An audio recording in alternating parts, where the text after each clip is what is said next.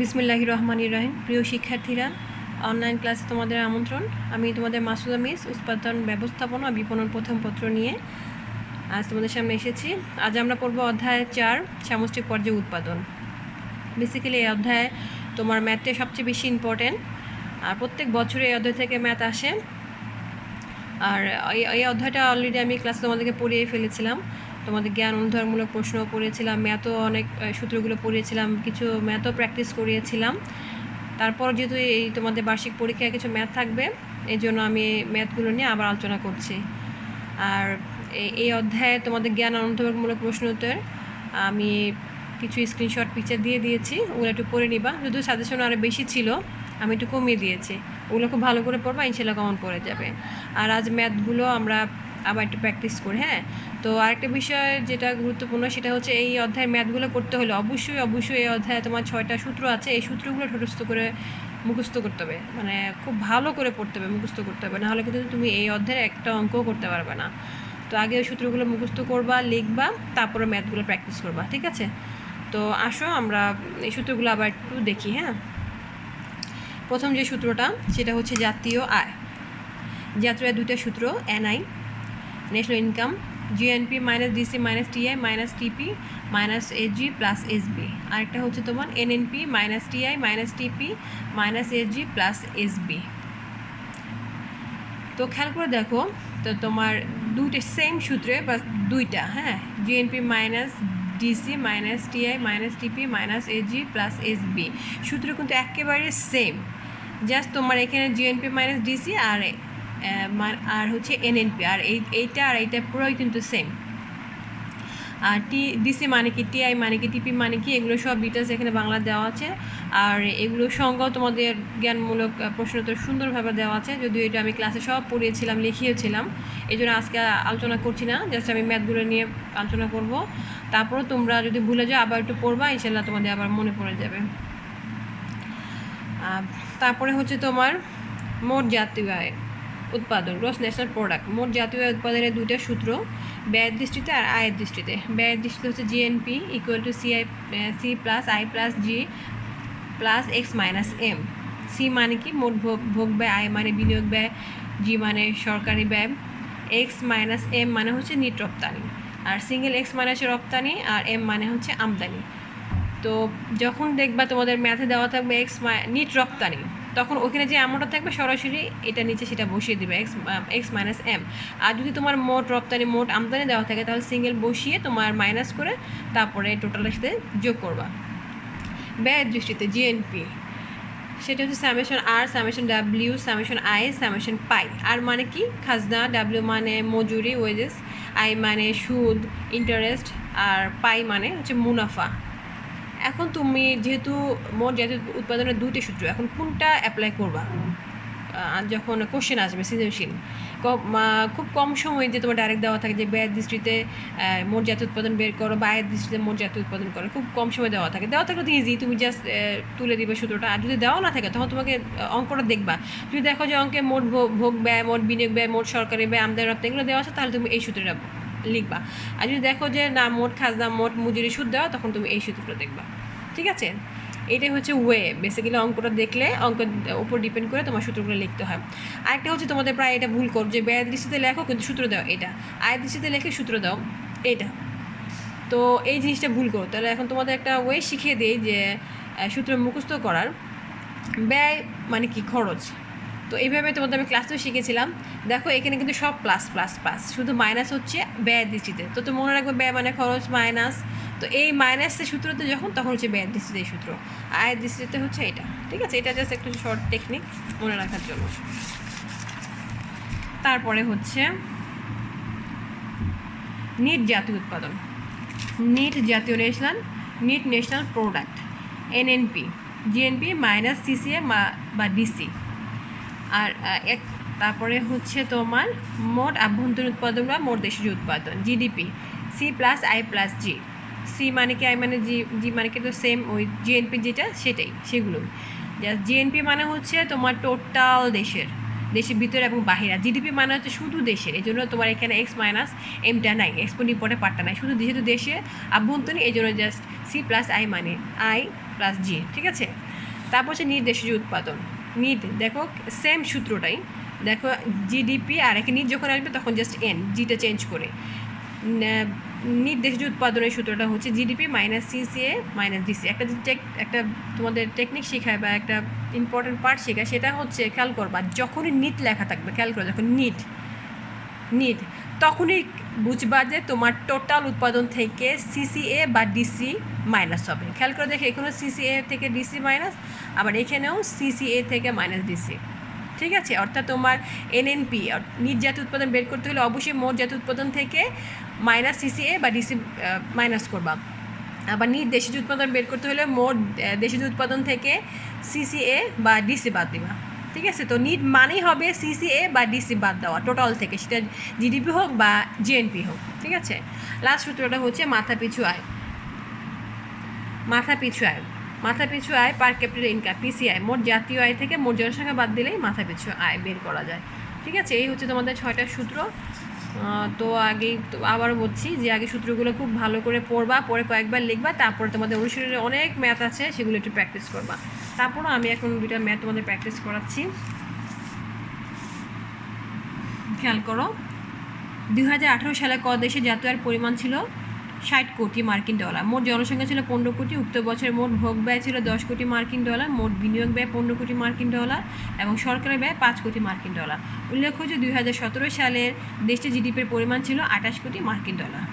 আমাদেরকে বের করতে বলছে ক দেশে 2018 সালে মাথাপিছু আয় নির্ণয় করো। তো মাথাপিছু আয়, তো আগে আমাদের জানতে হবে মাথাপিছু আয় সূত্রটাকে। মাথাপিছু আয় সূত্রটা হচ্ছে মোট জাতীয় আয় ডিভাইডেড বাই মোট জনসংখ্যা, ঠিক আছে। তো যেহেতু আমরা 18 সালটা বের করতে বলছি, তা 18 সালে মোট জাতীয় আয় ছিল 60,000 কোটি মার্কিন ডলার, এই যে 60,000 কোটি মার্কিন ডলার। তারপর হচ্ছে মোট জনসংখ্যা কত, 15 কোটি।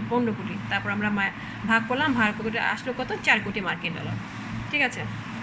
এই এসে পড়লো আমার আনসার যে 2018 সালে মাথাপিছু আয় হচ্ছে 4 কোটি মার্কিন ডলার। তারপরে হচ্ছে তোমার উদ্দীপকে উল্লিখিত তথ্যের সাহায্যে 2018 সালে জিডিপি নির্ণয় করো। ক দেশে আর্থসামাজিক অবস্থার উপর এর প্রভাব মূল্যায়ন করো। আগে হচ্ছে আমাকে নির্ণয় করতে হবে, তারপরে আমি প্রভাব মূল্যায়ন করব। আগে নির্ণয় করে খেয়াল করো জিডিপি সূত্র আমরা জানি C+I+G। সি মানে কি ভোগ ব্যয়, আই মানে বিনিয়োগ ব্যয়, জি মানে সরকারি ব্যয়। এখন খেয়াল করো, দেখো 2018 সালের তোমার এই যে ভোগ ব্যয় কত, 10,000, ভোগ ব্যয় হচ্ছে 10,000 লিখবা, প্লাস হচ্ছে 10,000 লিখবা। তারপরে হচ্ছে তোমার বিনিয়োগ ব্যয় 15,000 লিখবা, প্লাস হচ্ছে তোমার সরকারি ব্যয় 5,000, একটু জায়গাটা কনস্ট্যান্ট হয়ে গেছে। তারপরে এখানে তোমার ব্র্যাকেটে দিবা এত কোটি মার্কিন ডলার। তোমার যোগফল কত আসতেছে, 30,000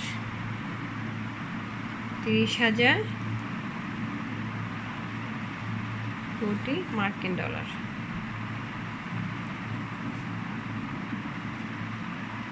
ঠিক আছে।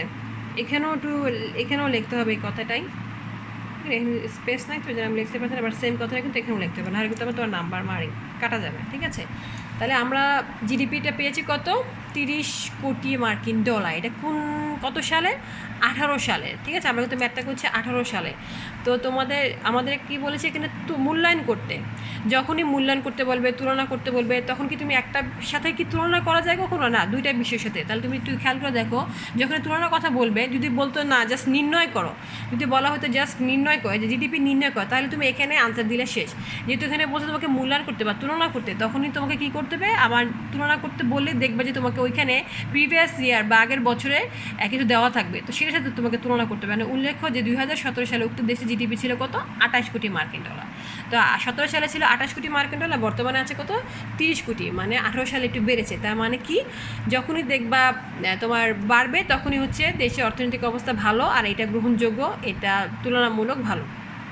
তোমাকে মতামত লিখতে হবে যে 2017 সালে ছিল মোট জিডিপি 28 কোটি মার্কিন ডলার, বর্তমানে 2018 সালে হচ্ছে 30 কোটি মার্কিন ডলার। তবে বর্তমানে এই দেশের আর্থিক অবস্থা ভালো, ঠিক আছে। এই মতামতগুলো তোমাদের বইয়ে অনেক ধরনের আছে, বিভিন্নভাবে দেওয়া আছে, জাস্ট একটা রিডিং পড়লে তোমরা পেয়ে যাবা, ঠিক আছে।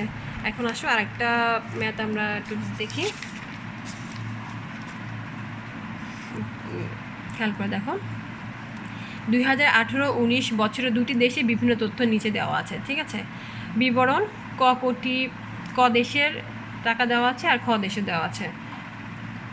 ক দেশের মোট বেসরকারি ভোগ ব্যয় হচ্ছে 20,000 কোটি মার্কিন ডলার, খ হচ্ছে 25,000, মোট বেসরকারি বিনিয়োগ ব্যয় 15 কোটি, খ হচ্ছে 17, মোট সরকারি ব্যয় হচ্ছে 8 কোটি, খ হচ্ছে 10 কোটি, রপ্তানি থেকে আয় হচ্ছে 5,000 কোটি, 8,000 কোটি, খ এর আমদানি খাতে ব্যয় হচ্ছে 3,000, খ দেশের হচ্ছে 5,000, আর জনসংখ্যা হচ্ছে 15 কোটি 20 কোটি। এই হচ্ছে তোমার কোশ্চেনটা দেওয়া। এখন বের করতে বলছে কি, খেয়াল করে দেখো, ক দেশের জাতীয় আয় নির্ণয় করো, আর খ হচ্ছে মাথাপিছু আয়ের ভিত্তিতে কোন দেশের জীবন ধারণের সঞ্চয় সুযোগ বেশি সেটা। এখন আসলে আমরা কটা আগে নির্ণয় করো, কী লিখেছে, জাতীয় আয় নির্ণয় করো, জাতীয় আয়। খেয়াল করো, আমরা সূত্রে পড়েছিলাম জাতীয় আয় হচ্ছে, সূত্র ছিল 2টা, তোমার খেয়াল আছে কিনা। তারপর আমি আবার একটু দেখাই তোমাদেরকে। এই দেখো,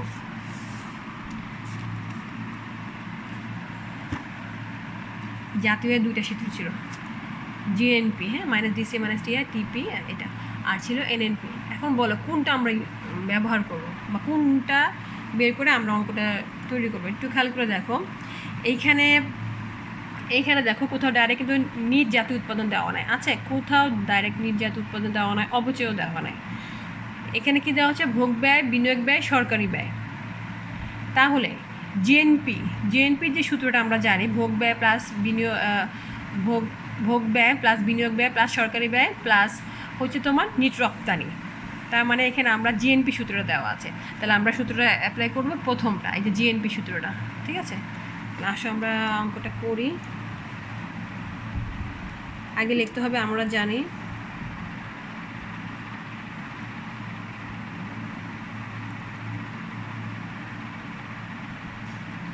আমরা ক দেশেটা বের করছি, তো ক দেশের একটা কথাটা লিখতে হবে আগে। ক দেশের ন্যাশনাল ইনকাম, আমরা প্রথম সূত্রটা লিখবো, হ্যাঁ, জিএনপি -DC -TI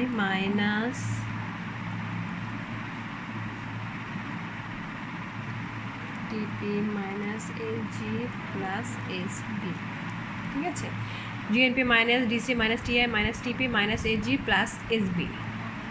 এখন হচ্ছে এখানে কিন্তু মোট জাতীয় উৎপাদন দেওয়া না, যদি মোট জাতীয় উৎপাদন দেওয়া থাকতো তাহলে আমাকে ডাইরেক্ট মোট জাতীয় উৎপাদনের মানটা লিখে আর বাকি মানটা আমরা বসে দিতাম। যেহেতু এখানে মোট জাতীয় উৎপাদন দেওয়া নাই, তাহলে আমাকে দেওয়া আছে কি, ভোগ ব্যয়, বিনিয়োগ ব্যয়, সরকারি ব্যয়। তাহলে আমাকে জিএনপিটাকে ভাঙতে হবে, জিএনপি সূত্রটাকে ভাঙতে হবে। জিএনপি সূত্রটা আমরা জানি, C + I + G + X - M।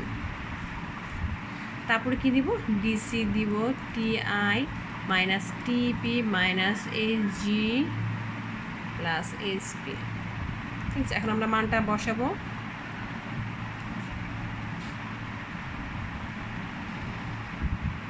C মানে হচ্ছে তোমার 20,000,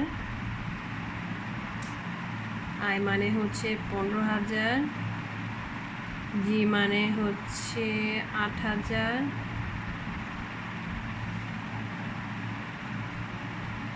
প্লাস X মানে হচ্ছে 5,000 মাইনাস M হচ্ছে 3,000। এখন হচ্ছে ডিসি মানে অবচয়, এখানে কি কোনো অবচয় আছে? টিআই পরোক্ষ কর, এখানে কোনো পরোক্ষ কর আছে? হস্তান্তর পাওনা আছে? সরকারের অর্জিত মুনাফার ব্যয় আছে? এগুলো কিচ্ছু নাই। যখন থাকে, যদি থাকে তাহলে ডিসি বরাবর সে এমনটা বসা দিবে। যদি হস্তান্তর পাওনা, সরকার উদ্ভূত ব্যয় এগুলো থাকে তাহলে সেটা বরাবর মানটা বসা দিবা। আর যদি দেখো নাই তখন কি করব, যেহেতু কিছু নয় সূত্র আমরা ঠিকই লিখবো, বাট যেহেতু কিছু নাই জাস্ট আমরা শূন্য দিয়ে দেবো। DC/0 -TI -0 কিছু দেওয়া নাই, -TP -0 -SG -0 কিছু দেওয়া নাই, আর +0 যেহেতু কিচ্ছু দেওয়া নাই। যদি থাকতো তাহলে কিন্তু আমরা ওটা বরাবর মানটা বসে যোগ বিয়োগ করে ফেলতাম। আমরা সরল অঙ্ক যেভাবে করেছি ছোটোবেলায় ঠিক সেভাবে, যদি কিছু দেওয়া নাই জাস্ট আমরা 0 দিয়ে দিব। ঠিক আছে, তোমাদের অবশ্যই খেয়াল রাখবা, সূত্র অবশ্যই পুরোটা লিখবে, লেখার পর যেহেতু মান দেওয়া নেই আমরা 0 দিব। যদি সূত্র শর্ট করে লিখে ফেলো তখন কিন্তু নাম্বার পাবা না। তাহলে এখন জাস্ট নর্মাল যোগ বিয়োগ করে ফেলবো আমরা। কত আসে খেয়াল করে দেখো, 15, আচ্ছা আমরা আগে 35,000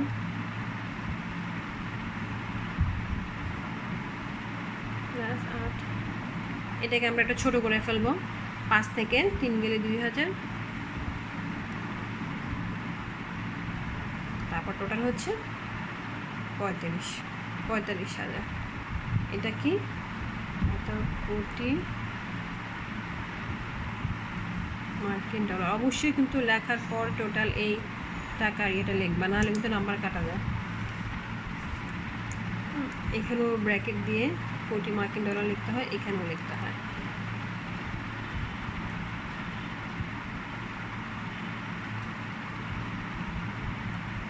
এখানেও লিখতে হয়, ঠিক আছে। আচ্ছা, তাহলে আমরা পেয়ে গেলাম ক দেশের ন্যাশনাল ইনকাম কত, 45 কোটি মার্কিন ডলার। ঠিক আছে, তাহলে আমাদের ক নম্বর কোশ্চেনের আনসার পেয়ে গেলাম আমরা এত। এখন হচ্ছে খ, মাথাপিছু আয়ের ভিত্তিতে কোন দেশের জীবন ধারণের সঞ্চয়ের সুযোগ বেশি, উদ্দীপকের তথ্যের আলোকে মূল্যায়ন করা। একটু খেয়াল করো, মাথাপিছু আয়ের ভিত্তিতে, তার মানে এখন আমাদের মাথাপিছু আয়টা বের করে দেখতে হবে যে কোন দেশের জীবনযাত্রার মানটা কেমন, কোন দেশের মাথাপিছু আয়টা কত বেশি বা কম। কারণ মাথাপিছু আয়ের মাধ্যমে একটি দেশের আর্থিক সচ্ছলতা বা জনসাধারণের সঞ্চয়ের বিষয়টা আমরা জানতে পারি। তাহলে এখন আসলে মাথাপিছু আয়ের ভিত্তিতে, তাহলে মানে এখন আমাদের মাথাপিছু আয় লিখে সেটা সূত্রটা দিয়ে অ্যাপ্লাই করে বের করতে হবে। ঠিক আছে,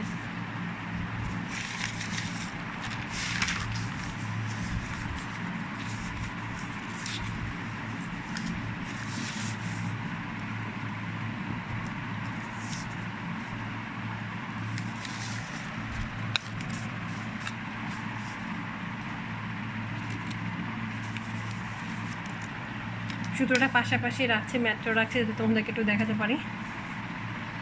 আচ্ছা, মাথাপিছু আয় তো আমরা আগে বের করতে হবে, যেহেতু যে তুলনা বারবার বললাম, তুলনা যখনই বলবে তখন কিন্তু তোমার দুইটা দেশেরটা বের করে তখন আমাকে তুলনা করতে হবে। ঠিক আছে, তাহলে আসো আমরা এখন খ,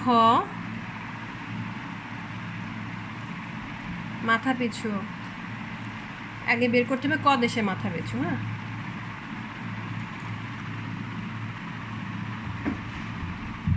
মাথাপিছু আয়, মাথাপিছু আয় হচ্ছে মোট জাতীয় আয় আর মোট জনসংখ্যা।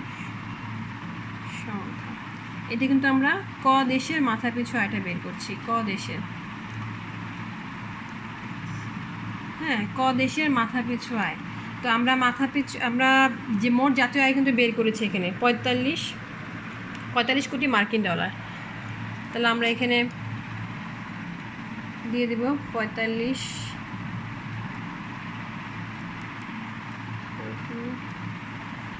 মার্কিন ডলার। আর ক দেশে মোট জনসংখ্যা ছিল 15 কোটি। তাহলে তোমার আনসার আসছে 3,000।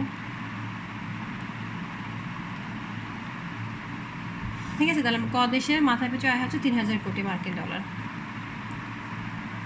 এখন বলেছে তুলনা করতে, তোমার কোশ্চেনে একটু খেয়াল করে দেখো, বলছে তুলনা করতে। তুলনা আমি কি একা একা তুলনা করবো? না, কার সাথে তুলনা করবো? খ দেশের সাথে আমার তুলনা করতে হবে, অর্থাৎ কোনটা বেশি বা কম। এখন খ দেশের তুলনা যদি করি, এখন আমাকে দেখতে হবে খ দেশের জাতীয় আয় কি বের করা আছে। খ দেশের জাতীয় আয় কিন্তু বের করা নাই, তাহলে আমাকে সেম ক দেশের মতো জাতীয় আয়টা বের করতে হবে খ দেশের। তারপরে সেই জাতীয় আয় থেকে আমাকে মাইনাস করতে হবে, ডিভাইডেড করতে হবে জনসংখ্যা, তাহলে বের হয়ে যাবে আমার খ দেশের মাথাপিছু আয়। তাহলে সেম আবার তোমার ক দেশের মতো জাতীয় আয় বের করতে হবে। তাহলে হচ্ছে খ দেশের জাতীয় আয় ন্যাশনাল সেম আগে সূত্রটায় GNP minus DC minus TI minus TP minus HG plus SP. ঠিক আছে, জিএনপি, যেহেতু এখানে আমাদের জিএনপি ডাইরেক্ট কোনো মান দেওয়া নাই, যে আবার দেখো জিএনপি কোনো ডাইরেক্ট মান দেওয়া নাই, জাস্ট আমরা জিএনপিটাকে ভাঙবো C plus I plus G plus X minus M, আবার যা দেওয়া তাই বসে ফেলবো, DC minus TI minus TP minus SG plus SB. এখন মানটা বসা দিব। এখন দেওয়া আছে কত, 25,000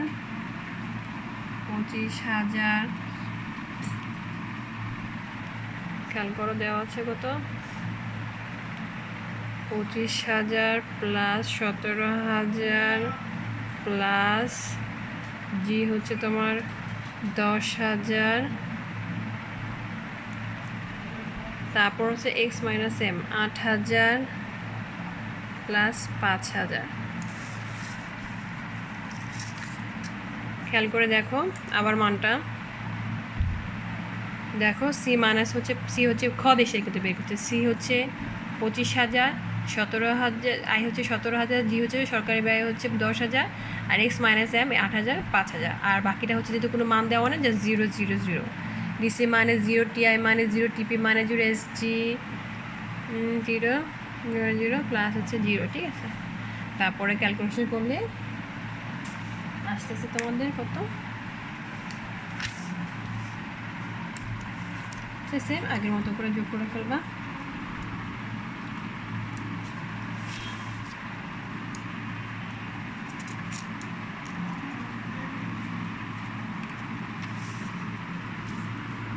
ডাইরেক্ট বসে ফেলে আমরা আসতেছে কত, 55,000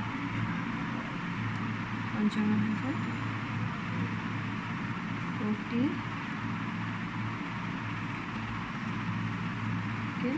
ডলার।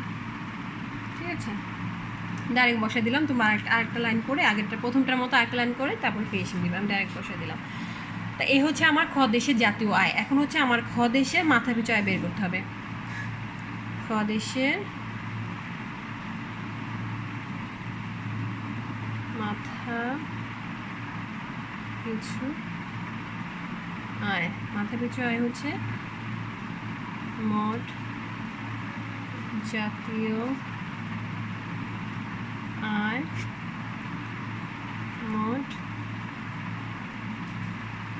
জনসংখ্যা।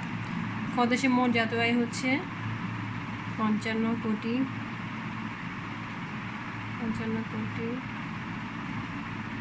মার্কিন ডলার, আর মোট জনসংখ্যা হচ্ছে, অঙ্কটা দেখি, মোট জনসংখ্যা হচ্ছে কত, 20 কোটি।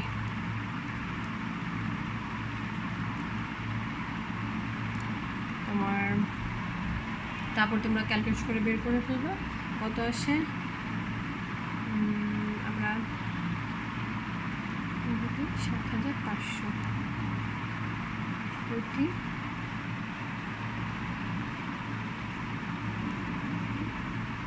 ডলার। ঠিক আছে, তাহলে খ দেশের হচ্ছে 2,750 কোটি মার্কিন ডলার, আর তোমার ক দেশের ছিল কত মার্কিন ডলার, 3 কোটি মার্কিন ডলার। তাহলে কোনটা বেশি, হচ্ছে আমার ক দেশ বেশি। তাহলে তোমাদের মতামত লিখে দিবা। তোমাদের মতামত আবারও বলছি, বইয়ে সুন্দরভাবে দেওয়া আছে।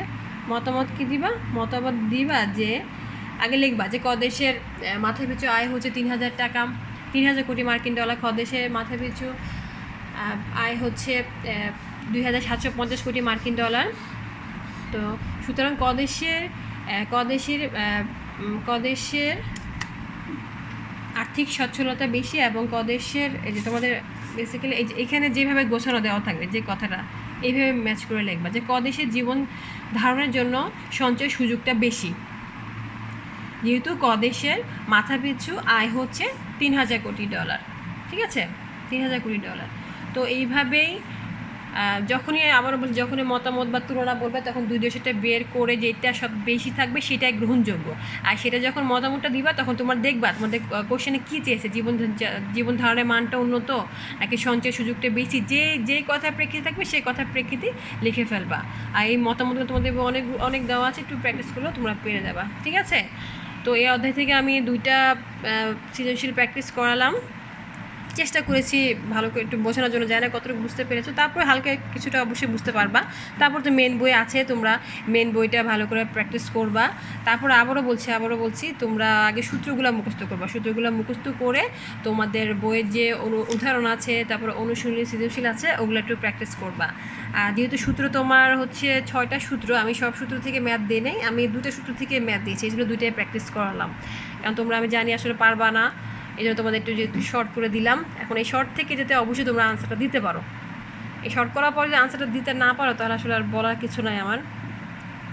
এই জন্যই বলছি এই 2টা নিয়মের সূত্র ভালো করে প্র্যাকটিস করবা, ইনশাল্লাহ ম্যাথ পারবা। হ্যাঁ, তো তোমাদের প্রথম আমার বেসিক্যালি উৎপাদন ব্যবস্থাপনা বিপণনের প্রথম পত্র দ্বিতীয় পত্র সব সিলেবাসই শেষ। তোমরাও শেষ করে ফেলো, যেহেতু তোমাদের 28 তারিখ থেকে পরীক্ষা শুরু। ঠিক আছে, তো ভালো থাকো, সুস্থ থাকো, আর ভালো করে পরীক্ষা দাও। আল্লাহ হাফেজ।